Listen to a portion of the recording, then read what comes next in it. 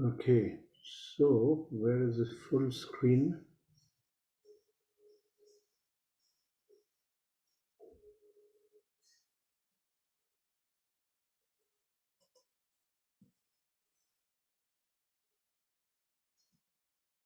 And next to This the is that minus, on the left of the minus, the left of the minus. the slider minus on the bottom right.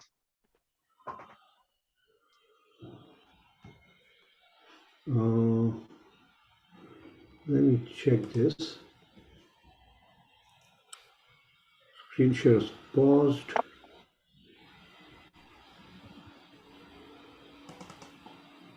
Yeah, when I'm doing this, I'm not seeing that minus here. In the bottom, the slider is a minus plus slider. Yeah, just for left to that, left to that, bit more left. Left that here. No, no, This one. next to the minus sign, the icon next to the minus sign, Oh, an you. icon I next. can't see any. Okay. I can't Um, see any. well, I can. Do you want to give me access to remote control if you can accept that? Yeah.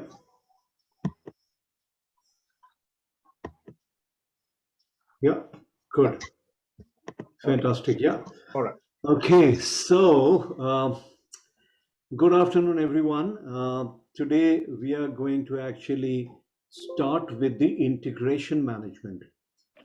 Uh, Last time we have actually given an overview of what project management is. Today we are going to have the very important function of a project manager, which is as a manager you manage.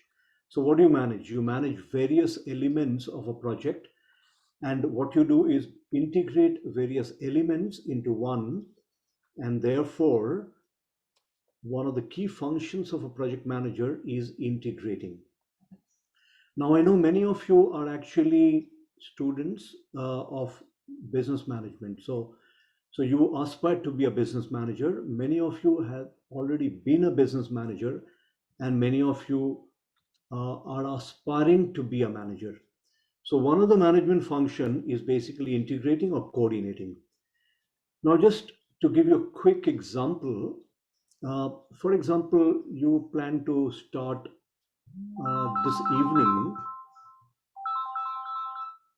You plan to start this evening maybe a dish like for your friends. So what you do is first you actually bring in all the ingredients, maybe some, suppose you're making risotto, I'm just saying. So you will bring in some rice, some mushrooms, some, if you're a non-veg, some chicken, some masalas. All of them are in your cooking desk.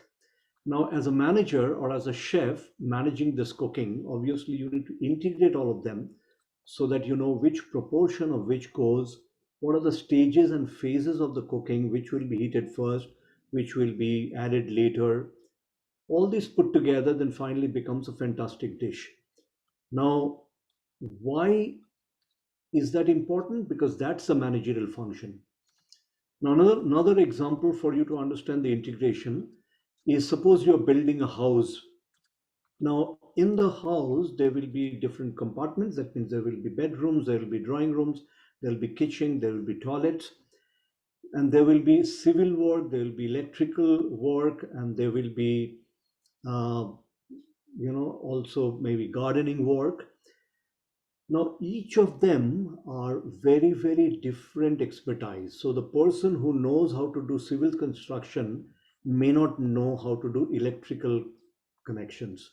Similarly, the person who know electrical connections, he or she may not know how to do the gardening part or the landscaping part. So as a manager, you bring in different expertise. And when you bring in different expertise, your job is to coordinate all of them, which is called integration management. So long, so that at the end you will have a fantastic project delivered. Now, this is in nutshell what the integration management is.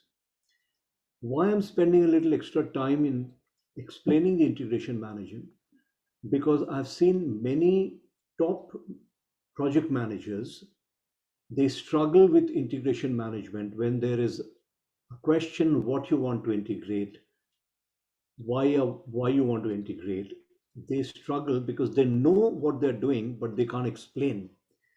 Now, I understand if you're a student or if you're aspiring to be a manager or a project manager, some point of time you will be interviewing with your employers, some point of time you will be also talking to your bosses, and they would like to test whether you have the skills or the knowledge of being a manager to deliver a project. So therefore, what you remember today is going to be helpful in a quick 1 or 2 minute answer in an interview process. So that's why I'm repeating again. As a manager delivering any project, integration means coordinating different elements of the project, which could be quite heterogeneous. But you as a manager, you coordinate so that collectively you deliver the project. So that is integration management. Is this part clear? If it's clear, I want to see some thumbs up, please. Is this clear? If I don't see thumbs up, I'll repeat the same thing. Okay. So now that we understood what integration management is, let us learn a couple of tools and techniques. First of all, there are 10 areas of coordination which we have seen in the last lecture. These 10 areas are the 10 functions of a project manager. Now, if anyone asks you, you have gone through a project management course, can you deliver a project? And the first thing they will ask you, then please tell us what is your understanding of a project management role. So this slide is going to be helpful to you. You're going to say the role of a project manager is to integrate or deliver 10 different areas. So first is scope management, second is time management, third is cost management, fourth is quality management, fifth is managing the people or human resource, sixth is communication. You communicate with each and everyone effectively. And then seventh will be the risk management. If whatever the risk in the project, you will manage that. And the eighth one is the procurement. That means whatever is required, labor, equipment, or material, you will procure. And that is your job as a project manager. And the last one, the 10th one, is the stakeholder management. But integration management, which we're doing today, is all the 9 you will integrate as a manager so that you deliver the project as a leader. So this slide will help you answering that question to a prospective employer, that you understand what project management is and what your role will be. Your role will be each of the 10 functions to deliver effectively. Now the second slide is project is delivered not as a one phase, but delivered in 5 phases. We have covered that in the last lecture. The 5 phases are initiation phase, that means you start a new project. Then there are planning phase or the designing phase. Then actually the implementation take place, and during the implementation you monitor and control the project to make sure that you have delivered or monitored the way the project is planned, and you controlled all the things that could go out of control. So that's the four phases. And the last phase is, of course, closing the project. That means the project is delivered, but still it is not delivered. There are many functions which are left as at the closure stage. And this is something many experienced project managers don't understand. But as we progress through the course, you will see how the closure is made, and we will understand that in great detail. So the 5 phases, you will apply each of the 10 elements. So there are timing in the phase 1, timing also in the phase 4, timing also in the closing stage. Similarly, costing, there are some cost is incurred in initiation stage, some cost is incurred in the planning stage, in the implementation stage, also in the closing stage. So remember, it's a combination, it's a matrix. As a project manager, it's a matrix of 5 phases and 10 areas or 10 elements or 10 functions. So 5 by 10 is roughly 50. So 50 different elements or boxes in a matrix is what you do as a project manager. If you understand this, then you will be able to answer most questions which comes in an interview, or most questions that will be actually addressed during your actual delivery of a project. So remember these two slides very, very accurately. Now, of course, if there are 50 different boxes that you will be taking care of as a manager, now what will be the integration or coordination task for you? So we will cover that, what you will be coordinating and what you will be integrating. Most important, the first will, you will plan the delivery. I gave you the example that you're building a house for yourself. Okay, you're building a house, a new house for you. You bought a piece of land. Now you're constructing a house for yourself. Okay, so how the delivery will be planned from zero to the full house, how will you deliver? So there are three tools or delivery options that you need to know. One is called the sequential or face-to-face relationship in delivery. The second one is overlapping phases, and third one is incremental or iterative phases. And I'll give you some examples for you to understand. All of these will be available, the recorded lecture will be available to you, so therefore you can revise these ones later. If you have any questions, this is the time you should write those questions. So at the end of today's lecture session, I will take the questions on each of the slides to answer you more for your understanding. So the first thing you will decide as a project manager, how will you deliver the project? Is it sequential? That means one task finishes. For example, you have completed one bedroom fully and then you go to the next bedroom. You finish that bedroom, then you go for your kitchen. So that's a one finishes and other starts. So that's called a sequential phases. But you will say, no, no, that will take a long time. What I will do is I will parallelly start all the bedrooms or all the first floor. Then when I finish the first floor, then I'll go to the second floor and do it. So parallelly, multiple things will happen in terms of your delivery. So you decide as a manager your delivery options. So that is called the second one, which is overlaying face-to-face relationship. Now you can see in the first one, if everything is done after something is finished, it'll take a long time. So normally you will use the second one because you will start doing multiple things parallelly, which can be done, and therefore it will be fast tracked, or what we call crashing of the project. That means the project can be crashed for a smaller duration. You will be able to finish because multiple teams are working. Someone is doing civil construction, someone is doing electrical installations, and someone is doing the landscaping. So normally you will be using the overlapping. And the third one you use in a situation where you actually do not know what phases are going to come next. For example, the vaccination for the COVID. Now, the scientists don't know what vaccination will work. So they're trialing and they're using trial and error method. So therefore, some ingredients have been put together and then a vaccine has come up, and then they're trying that vaccine. If it works, it's good. If it does not work, they have learned something and say, okay, 4 elements out of 10 is working, but the other 6 is not working.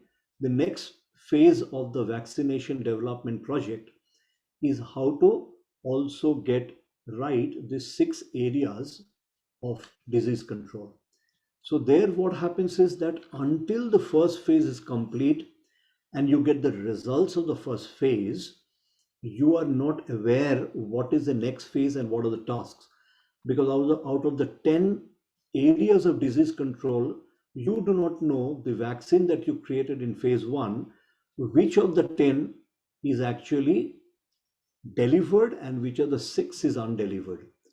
Because you don't know this, what you do is you do iterative, you do incremental progression. So in that cases, you will have this this one, the iterative or incremental delivery option. Now that you've understood the fundamental three different ways of delivering, you have a very good idea as a project manager which mode or method you will be using.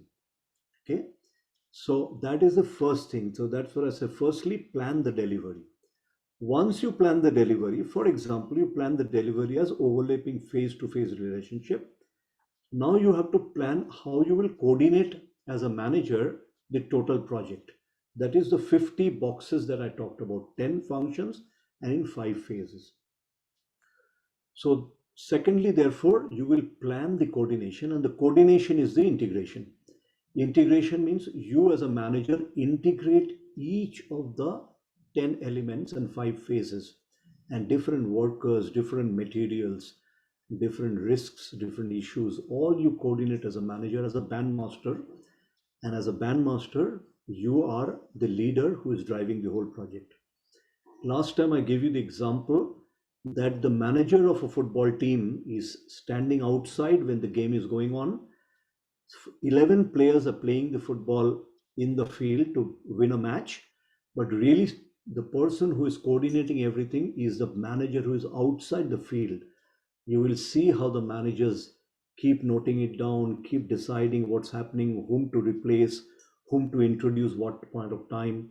All these are a coordination or the integration function of a manager, and you will do the same thing as a manager when you are given a project. So therefore, integration means coordination, which is very important. Now, at this point of time, if I had more time, I would have asked you to actually think of a project that you have delivered in past and write down how have you delivered the project. And I want you to actually do that exercise just at this point of time.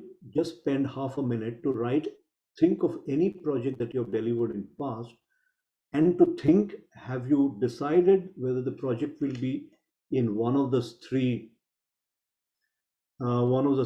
sequences, and think whether you have actually covered all the 10 elements when you planned and in all the 5 phases.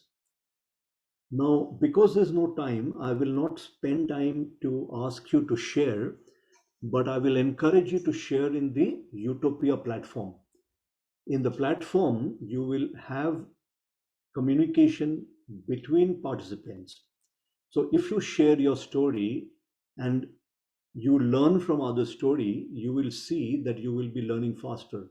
Remember this, unlike a higher education course, this is not about a lecture. Normally the lecture should be less than 30%. The 70% should be your practice, because it's a skill development program. So if you practice the activities that I'm giving and you practice in a group with your other friends through the platform, you will be actually learning faster and you will get the skills.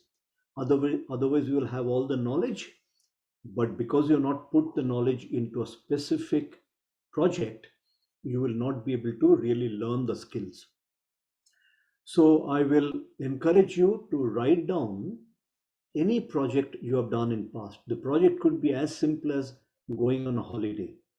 Project could be as simple as you planned for a picnic, or the project could be a complex project in which you're building maybe a bridge, or maybe you're creating an IT solution for a project. So write down the name of the project.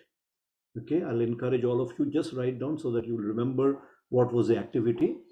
Write down any project that you can think of, and once you have written that project, and in the question answer you can ask me specifically on the project that you have taken or done in past, and see if you have really coordinated each of the 10 elements. Did you coordinate the time? Did you coordinate the quality? Did you coordinate all the people? Did you coordinate the communication? Okay, so if you have done, then you have done very well. If you have not done, this is your opportunity to understand what are the skill gap that you have. If suppose you have done the scope, normally everyone does the scope very well. What is the scope in a picnic? that we'll go to picnic on a specific date, on a specific location, and the time will be full day. And the scope is basically in the picnic, we'll have some food, we'll have some games, we'll have some prizes, and then we will come back. Okay, so you have written the scope. So normally all of you will have understanding or defining the scope very well. But if I ask you, did you plan for the risk? Probably many of you will say, no, I haven't thought about that before. That means, for example, you've gone to a picnic where there's a river. Did you plan that there could be a risk if someone jumps into the river not knowing the current or not knowing the risk involved? That means as a project manager or as a leader of the project, you have not understood the risk, and therefore some of the participants unknowingly you can subject them into some kind of a risk. So as a project manager, if anything goes wrong in the picnic, it is your responsibility. You will be held responsible that you didn't plan the risk and you didn't help the people to mitigate the risk. Okay, so write this down and share within yourselves in the forum what have you done well, and invite others to comment on your project. Okay, that's how you will be learning, by reading each other's application of the project. Okay, and then do that in the initial planning stage of the picnic, what you did in the designing stage, what you did, in the implementation stage, what you did.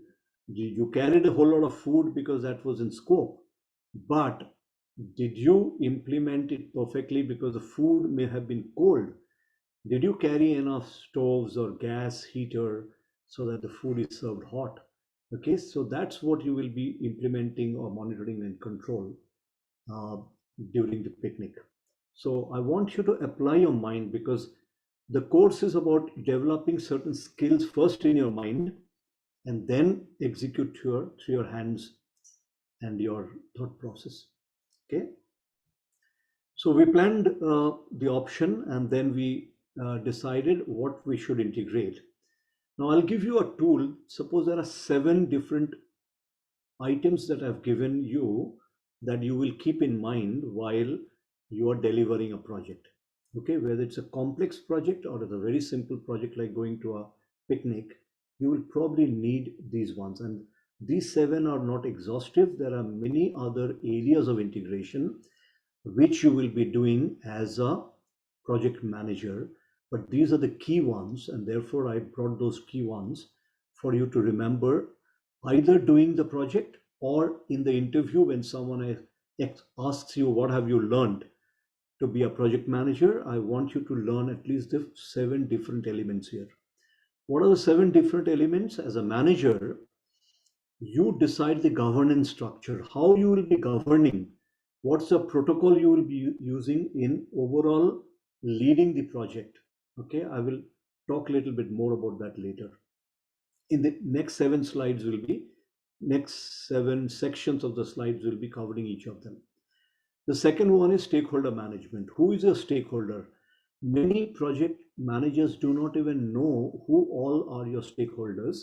So therefore, you need to write down who could be a potential stakeholders that you need to manage. The third one is management of the stakeholders is through an information system which is called PMIS. Learn the jargon. PMIS is a jargon which is called Project Management Information System. So you will create, or you will buy or hire project management information system, and through that system you will be sharing the information and making sure that the project is well delivered using the information. The next tool that we will talk about is the project plan itself, because project plan is a tool which will help you in terms of integrating the project. If you know the total plan, you know how the plan will come alive, and therefore managing the plan itself is managing the coordination function as a manager, which is the integration.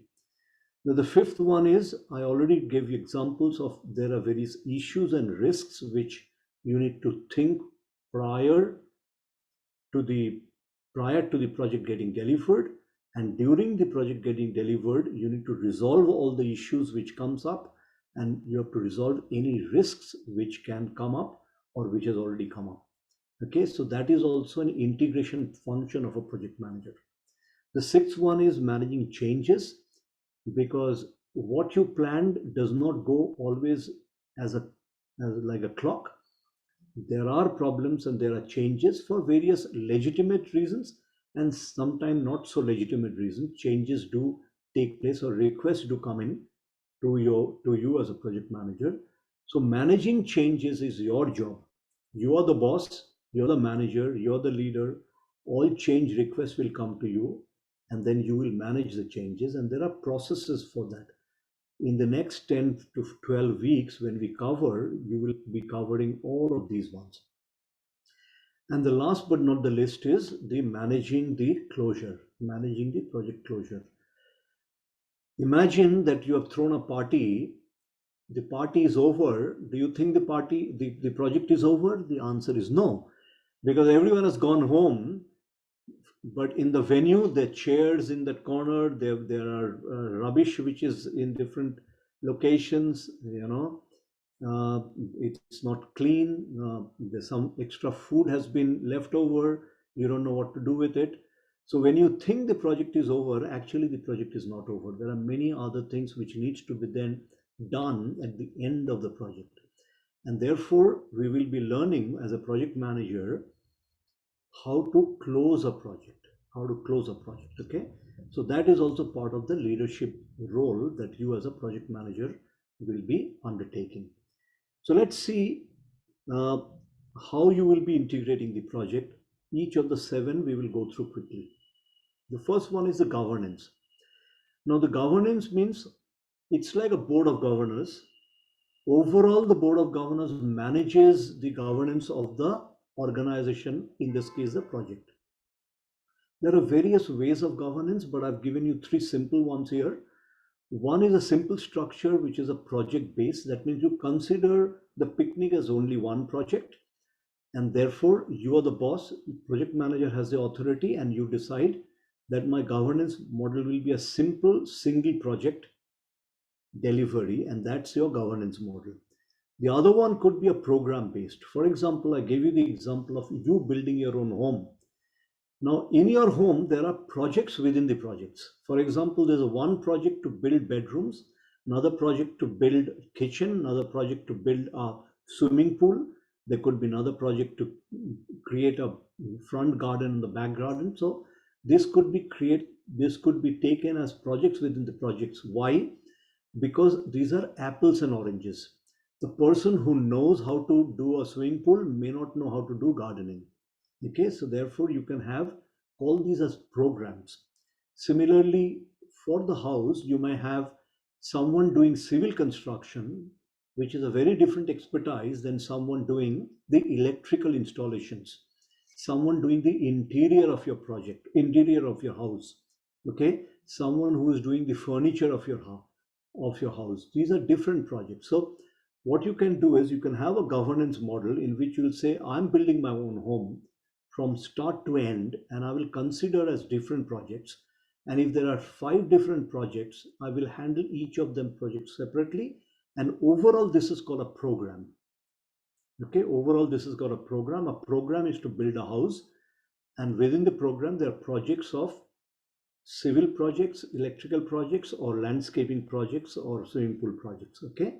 Now, remember, in the program-based governance, the program manager has the authority. Whoever is on the top managing all the programs, or managing all the programs, do have all the authority. And the other one, the last one, is matrix-based, which is called a cross-functional governance. That means it's a Excel sheet or a box, you can think, x-axis and y-axis in a matrix. So there are some, for example, say in a bank, you're working in a bank. Now, in the bank, you're working in a branch. Okay, in the branch, you're given the job of selling maybe housing loan, selling housing loan to your customers. Okay, so you will have a matrix structure in there. because the expertise of housing loan comes from a group called mortgage specialists. So you will have a reporting relationship with the mortgage specialist. But at the same time, you're working in a branch, so your branch manager is your boss. So you report to your branch manager vertically and you report to the mortgage specialist on a horizontally. So this is called a matrix structure. So we will spend more time as we progress through the next 2 or 3 months on the structuring. But today, the understanding is of what you integrate. You integrate the governance because you're the boss, you're the manager. So based on what are the governance structure, you will have authority. For example, if you're a project manager, you have authority over the project. But if it is within the uh, program, then obviously you will have a program manager who has the authority. So that is first one. The governance is the first one that you coordinate uh, and understand in terms of the integration function of a project manager. The second one, we talked about the stakeholder. In a project, there are various stakeholders. Sometime in the large project, the stakeholders could be in dozens and in hundreds. Large projects which go in for a couple of years, and it can, for example, it's say you're working in NASA, so your stakeholder could be multiple. Or for example, there is a G8 summit is happening, suppose in Bangalore. That means the heads of countries, 8 countries are going to come to Bangalore. Okay, and you're the project manager. So can you imagine how many stakeholders you will be dealing with? Because each of the countries, prime minister or presidents, they have a high security risk. So you will be dealing with the intelligence agencies of each of the 8 countries. Within the intelligence agencies, there are surveillance over digitized, over surveillance over the sky. So there are different departments. So each of them will be working with you. Why I'm telling you this? Because I have overseen a project a couple of years back when in Australia there was a G8 summit when President Obama came, President Putin came. So took the project manager about 3 years to just plan and deliver a probably 3 days program on a G8 summit. You will be someday working in a government. You will be someday working as maybe PwC or Deloitte, where you will be actually helping people to deliver such projects. So therefore, it is very important for you as a project manager to understand how to define your stakeholders. So you will write the stakeholders who could be the sponsor of your project, means a person who is paying money, or it could be the project team, everyone who is working in your team, actually your stakeholders. You are working with different contractors, third parties, who is your stakeholder. There are different suppliers, different end users. For example, you're building a stadium now or a movie theater. So end users are the customers. So they should feel that it's a fantastic stadium or a movie theater has been built because you took care of the air conditioning, the comfort of the chair, the reclining of the chair, the leg space. So end users is your stakeholder. You need to consult the stakeholders much before you deliver or at the time of planning so that your project is delivered at the highest quality. And then, of course, there are regulatory bodies that this government has got rules and regulations. There are fire and safety precautions you have to take if it is a confined space like a cinema hall. If there is a fire, government says that so many exits should be there. You should have information about where the sprinklers are, who will monitor the sprinklers so that the fire can be extinguished. So there are various rules of the laws of the land, which as a project manager you need to know. So therefore, coordinating of each and every one, everything is your responsibility as a manager. Okay, so stakeholder manager is one part of the integration management. Now, how do you do this stakeholder management? There are many, many tools and techniques. I've given you a very simple one, and we will do that later again as we progress. So today is just an overview. So there is a RESI model. The RESI model says that you need to identify within your stakeholder who is responsible, who is accountable, who has to be consulted, and who has to be informed. So RACI, okay, responsible, accountable, consult, and inform. For example, you're planning as the head of the family, you're planning for a holiday. Okay. So, and in the holiday, you have told maybe your sisters, or if you're married, your wife, that you are responsible to cook the food and carry the food. It could be sandwiches, it could be varas, it could be idlis, but you have delegated the responsibility to a woman or your sister or your mother or your wife. Okay, so they are your stakeholder. So the model says you have identified who will be responsible for food. As a manager, you decide, you give that responsibility. But who is accountable? The accountability could be you because you're the boss. If the if the wife has forgotten to put the idli but not the chutney, then obviously something has gone wrong in the project. And but you're accountable because you have delegated. You know exactly what has been delegated. You will check and monitor and control before you all go for the picnic. Similarly, consultation, like you need to consult in your family. Suppose you have children, you will consult with your daughter, like, okay, we are going for the picnic. What you want to do? You will consult with your son, saying, okay, what you want to do. Okay.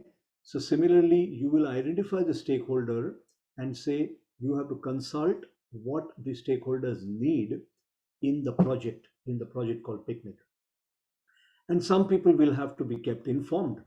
For example, suppose you're going in a risky area, you will probably tell your father or you will tell someone neighbor that, look, I'm going into the hills.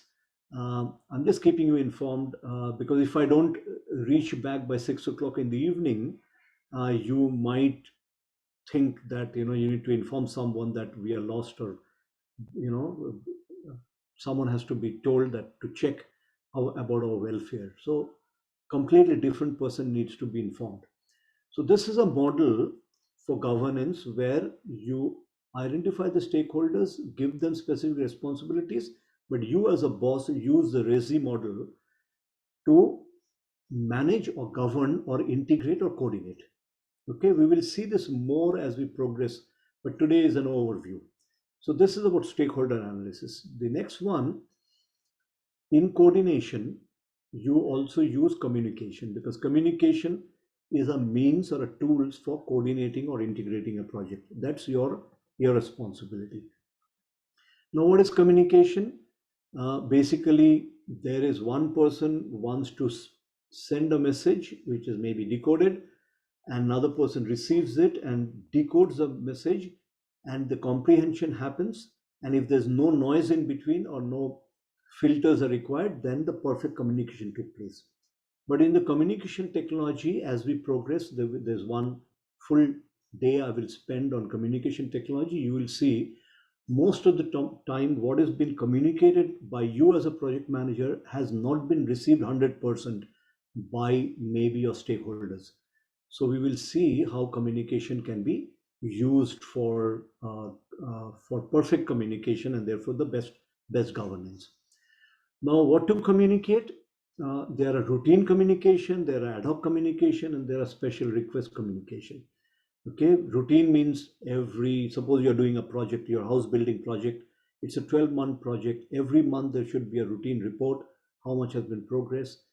That is repetitive. Okay, that's routine. Ad hoc is something has gone wrong, some accidents have taken place, some incidents have taken place. So therefore, immediately a communication has to go to everyone. So those are ad hoc. You can't plan those ones, but you have to plan for ad hoc communication. And there could be special requests. For example, for your own home, your old parents must have told you that look, I need to know whether my toilet from my bedroom will have access with a wheelchair because I may get older and I may get incapacitated. You might receive as a project manager, as a boss of the project of building your own home, a request from, say, your grandfather saying, can you also share with me how my mobility will be within my bedroom to my toilet? Okay. So you will create a report or a communication protocol for that. So these are three different categories. And I've already shared that how do you manage those communication through one tool, which I'll give you, the Resi tool. As we progress, I'll give you more tools that you will use for perfect communication. Now, the communication normally, when you're going for the interview, someone might ask you, have you got an example of a PMIS, that is Project Management Information System? So remember, the answer is yes, because if not anything else, you have planned everything in an Excel sheet, then Excel sheet is also termed as a project management information system. Okay, you're managing with a Excel sheet, but it's better to learn something more. So, for example, MS Project, the Microsoft project, there are trial versions. You should download the trial version and use that, uh, and see how a project could be managed through a software called MS Project, or there are other free softwares. Primavera is a not a free software, but it's one of the best software for managing. So you know the simplest one, which is an Excel sheet, and you know one of the high-end one, which is a Primavera. Try and learn these two, and then you will be able to answer that yes, I, as a project manager, I know what information system is and how that could be used. Okay, like Google Doc is a shared doc, which is an information system also. Now the fourth one in the integration will be the project plan. As I told you, the project plan is a plan right at the initiation stage. After the initiation, in the planning stage, you write, which is at least 10 plans within a one master plan. Okay, 10 plans within one master plan is called project plan. So the project plan will be a plan for managing scope, a plan, separate plan for managing cost, a completely separate plan for managing time, a completely separate plan for managing risk, different plan for procurement. So all the 10 functions that I talked about, I'll go down, go back again. So there will be 10 separate plans all put together. It's like a book. There are hundreds of pages. Normally, a good project will have a reasonably good project, which takes about 3 to 6 months to deliver, will have definitely more than 100 pages because there are 10 different sections in the project plan. Now, why this is a coordinating tool? Because the plans tell you exactly what you're coordinating. As a manager, what are you managing? You're managing the cost. How are you managing? It is in the cost management plan. You're managing the people, where it is written in the human resource number 5. You will see you have a plan to manage the people in the project. Okay, so therefore it is a coordinating task of a project manager, and you will be managing, coordinating using the project plan. We will see much more as we progress. The next one I talked about is, out of the 7 top integrating role, is managing changes. Now, do you think in a project everything will go as planned? The answer is no. You will plan something, but things will be derailed. You wanted to reach a destination for your holiday by 10 o'clock in the morning, and accordingly you started at 7 o'clock, but on that specific day there were heavy rains, and therefore traffic jam, or there was some VIP going and crossing your path, so you were stuck. So you will see, whatever the project is, always project do not go as per plan. Now, whose responsibility to bring the project back on course is you again. You are the project manager. You have to therefore manage the changes, and there are ways of managing the changes and making sure that still you will be able to reach on time, do everything on time and come back on time if the project was a holiday project or a picnic project. Okay, so what you do is there are certain tools in the change management. You as a project manager, you will use that, which is called a change register. So this is a typical change request form. So you will actually, if anyone requests for change, for example, you've already planned for a picnic to one destination and you have planned that you will go in the day and come back by the evening. But after you have planned everything, suddenly a group of people say, no, we are going all that far. Why can't we stay overnight? Okay, we'll go today, stay overnight, come the next day. And suppose there are a whole lot of people are requesting you, then your plan goes for a toss because now there's a change request which has come. And for the change request, your scope has changed now. It is not a day trip, it is an overnight trip. So everything, your costing will go haywire, your timing will go haywire. But to manage those ones, even the legitimate request, you will control that through a change request form. And we'll see that later in terms of how this forms can be used for your management. But you as a manager, as an integrator, you will be managing this.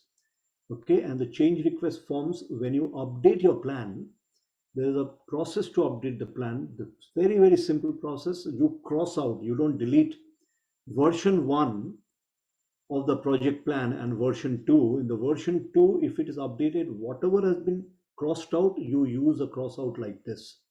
Okay, and then you color code. You can see this change request 1 was in yellow, change request 2 was in green, and maybe change request 3 could be in the another color. So why this simple techniques I'm teaching you?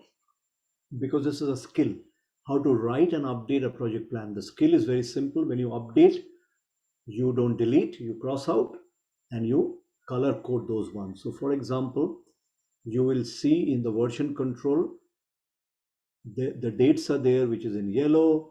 What has been added with a color code. So the next, because the project plan is hundreds of pages, if you read the version 1, the version 2 should not take again from page 1 to page 500. All that you do is your bosses or you will be seeing only the yellow colors. So you will quickly go through, it's a PDF document, you will quickly go through the yellow colors and see what are the changes being made. Okay, so that way it will be quick because there are not many changes. You don't have to read all 500 pages, you will only read. Similarly, in the version 2, you will know what has been the change from version 1. So you will not read the yellow, you will read the green ones, and then you will know, okay, these are the changes. Why you want to read those ones? Because every change impacts your project. And you as a boss, you as a manager, you as a project manager would like to know the changes and its impact. And therefore, this is a very good skill to learn how to write a project plan and how to update the project plan with, with updates. Now, the next one is managing issues. What are the issues? The issues in a project are normally incidents which take place, accidents which takes place, or the problems that you face. So normally you manage those issues with a issues register. You write down all the incidents which has taken place, all the accidents. Someone has tripped and fallen. Okay, some food was cooked well in advance, and by the time it was served, it was either cold or it got spoiled. Okay, so you will write these issues. Why these are issues? Number one, if you know these issues, you can plan contingency. Secondly, if you know these issues, next picnic you will be better off. In the next picnic, you will know what to do just by looking at the issues register. Okay, that's how you integrate a project by managing the issues or managing the risks. We will cover that. There's a full day on risk management in one of the Sundays. I will cover that in more details. The last one is the closing of a project. I mentioned to you that many people thinks that the party is over, the project is over. No, after the party, you have to hand over the say function hall back to the owners or from where you hired, if you don't do it well, they will charge you big money. So that's just a simple example. But in the real life project, there are, say, 10 different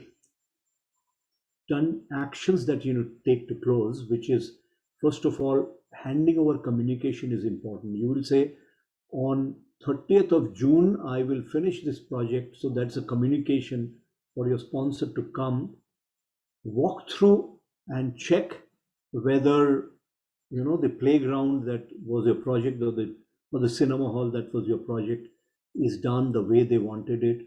If there are any defects, then there will be liability. They will tell you within 6 months, please, make over and reduce the defects, and then only we'll accept. There are full and final financials which are required to be paid. There is a final report which has to be made at the end of the project. You have to sit down together and do a lessons learned meeting. What are the lessons we have learned by while we are delivering the projects, and this lessons learned you will carry to the next project. Then there are approvals and signatures. There are asset needs to be transferred. Sign off is required, and all these documents will have to be archived, because someone much later in life might like to go through all the designs, all the changes, all the incidents that happened. How did you manage the issues? Someone would like to learn from your experience, and therefore these are the activities which are done during closure. Again, who does it? Who oversees that? Who manages it? Is a project manager, and therefore this is your integration function. Out of the 10 functions, today we have learned the integration function. Those 7 integration, what we have learned is, we have learned what is integration, how you integrate, what some of the tools and techniques. As a project manager, this is like a band master, like a leader, like a headmaster of a school, or like a program or a project leader. You will be able to integrate a project from A to Z. So that's what we have learned today. And I have only given you 7 areas of integration. If you remember what you integrate, you will be able to answer. And I already told you, I've seen many top managers, 30 years they have worked as a project manager. When they come to my class, I tell them, give me examples of integration. They just go blank. They just don't know what to integrate, because no one has told them that the integration means governance. Integration means managing all the stakeholders. Okay. Remember a symphony master. There are 100 people in a symphony. There are 10 people using violin. There are 10 people using maybe guitar. Okay. You as a band master, you will be integrating all of them through signals. These people go up, then they come down, then you show your hand on the left hand side and say, okay, you guys now start. Then there are vocal people who sing. So you are coordinating all the stakeholders. Okay. How do you do the with some information system? Okay. Right in front of them, there is some information. The notes are there. The beats are there. So that's information system. And you have a plan. So the plan is those documents. Okay. If anything goes wrong, you have a fallback system. If there are changes happen, then you manage the changes, and at the end you have a closure. Okay, there is a way to close. Everyone stands up, everyone acknowledges the claps, everyone bows down. So that is the closure. Your music has finished, but the project hasn't finished. You acknowledge the audience and their appreciation. Okay, so that's what we have learned today. So I'll stop here and I will take questions. If you could reflect on any project that you have done that you can share with others, that one of them or many of them you have used as a manager, or as a coordinator, or as an integrator, that will be a very good example you can share with the participants. Or if you think, I haven't done that, but today I've learned, I will be able to do it better next time. Even that could be a very good interaction. I will encourage all of you to interact with me in the question answer, because remember, this is not a classroom lecture. This is about a skill that you will have. And the skill is only when you drive a car, then you have a skilled driver. Otherwise, you have learned driving through video games. That is not sufficient to get a driving license. Okay, so therefore, more you interact with me, asking your question, better it is. And there is no shame in asking dumb questions or questions that I don't know. The very fact that you're in the class is that you don't know. So that is the strongest strength of a participant, that you can express that I don't know, but today I'm here to know. And that's why I'm engaging with you to ask questions, so that at the end I know. So I'll stop here, and you can ask me questions and we'll take it up from there. All right. Thank you, Dr. Partha, for that insightful and comprehensive outline there around the project management integration element. We've received some questions, I guess, inquiries about the content, updated content being made available. As we indicated, all the content, every module by module will be made available on Utopia, and you can access the program there, and it will all the whole module will be there for you to access. In fact, I'm gonna see if I can quickly show that. I'll just share my screen.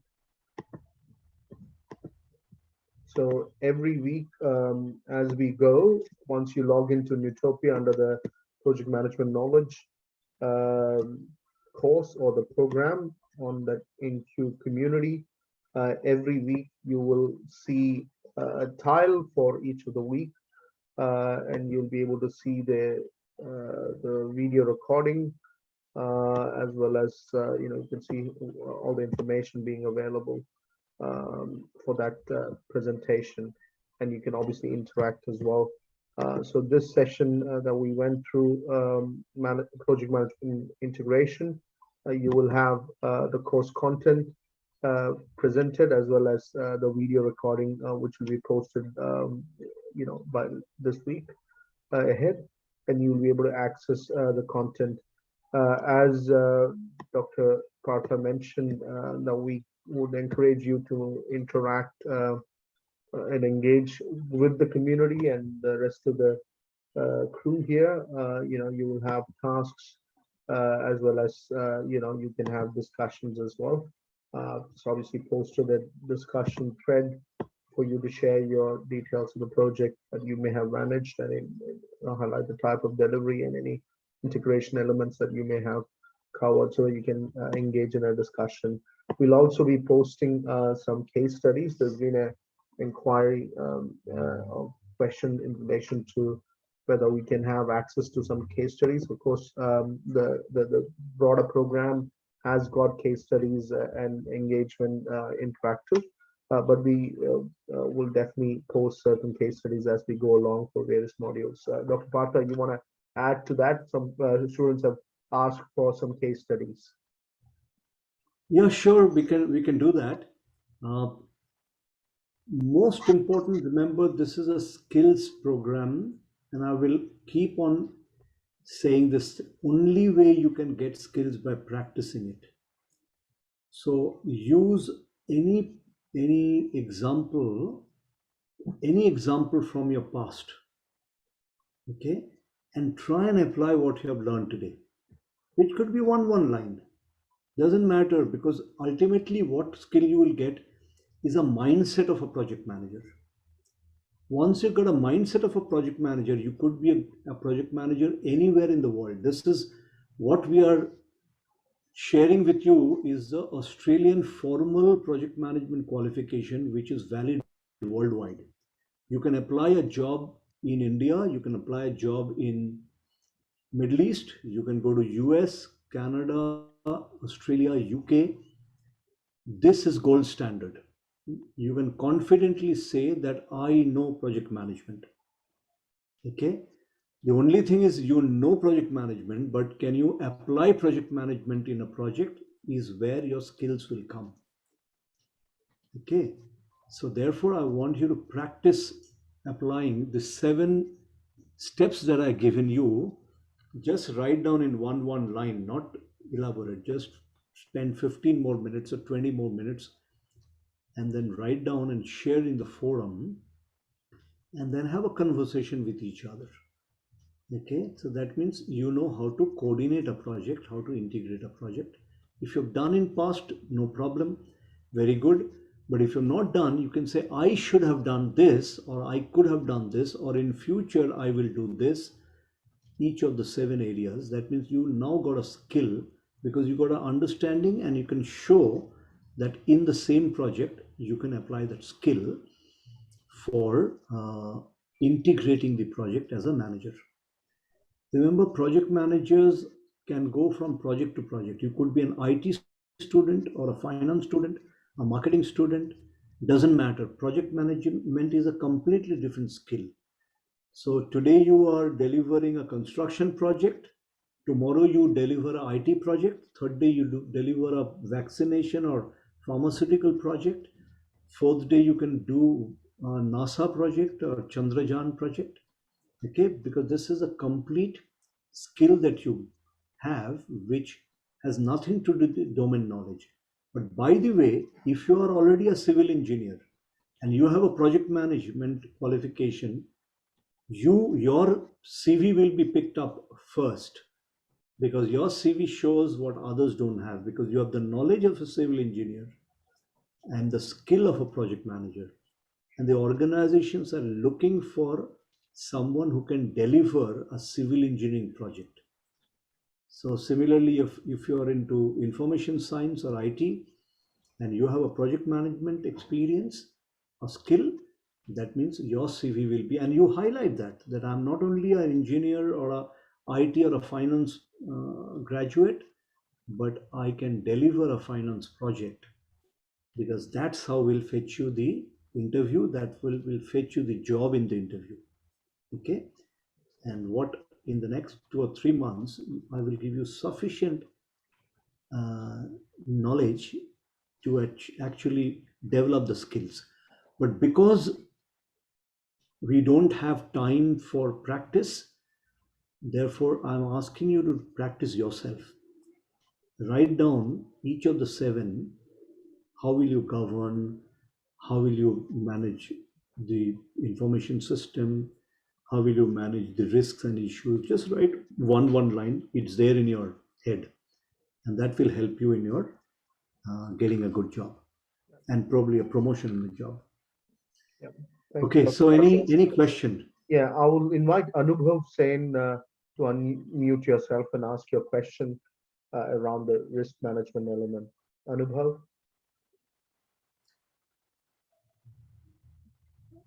Anubhav, if you want to mute yourself, yeah, and ask the A question. very good morning, sir. Good morning. Actually, I'm looking for the question that in the context of risk management, Mhm. vertical in the project integration. So the important skill is to foresee the risk through any critical thinking skills. So how to analyze any situation in that way so that the minimum changes could be made in the project plan. Very good. Excellent question, Anubhav. We will cover in great details this the day we do the risk management, but I will quickly give you an overview. It will be mandatory for you as a project manager to identify what could be potential risks. Okay, that is right at the beginning when you're planning stage.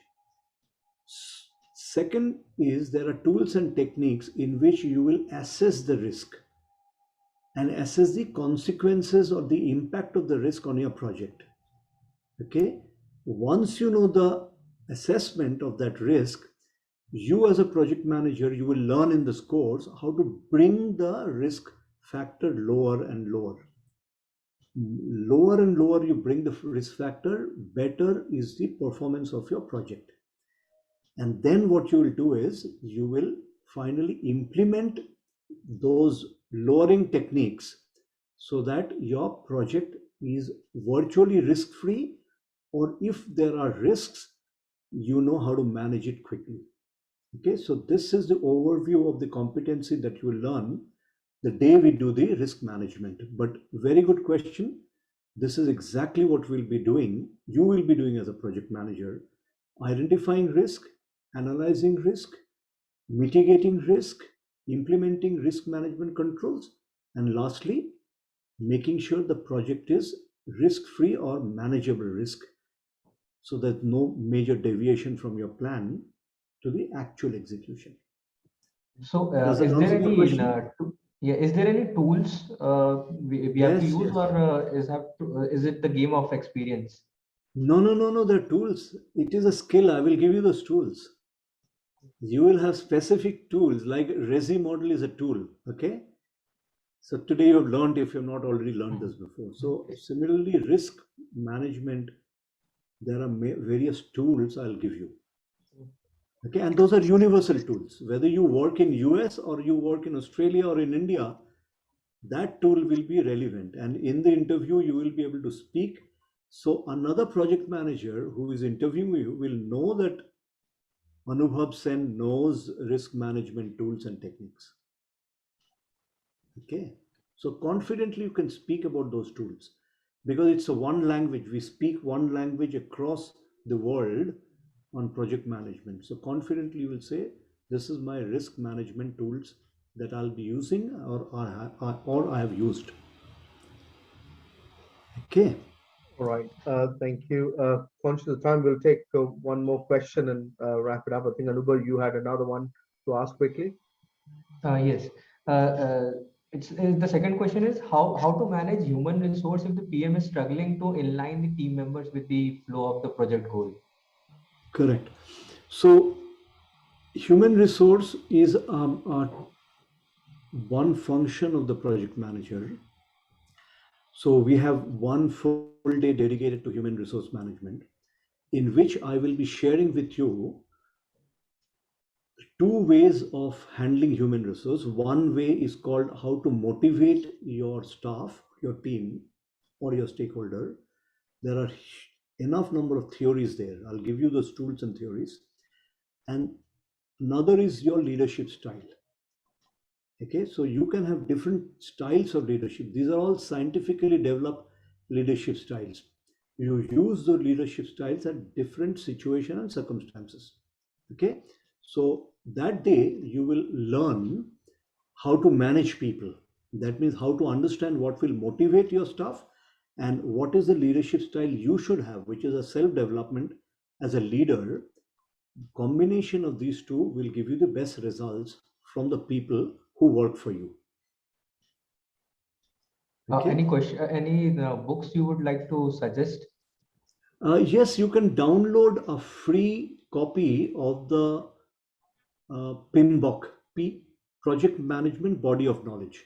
Maybe Irfan, Yeah, you can help them by giving them the download link. yeah, we can do that. Yeah, so you can download. It's a free copy, but it's a huge copy. To read that will be, I think it's several hundred pages. Okay, it's very great details, but download and keep it. That's a gold standard project management body of knowledge. But most of the things we'll be covering in the course itself. Okay.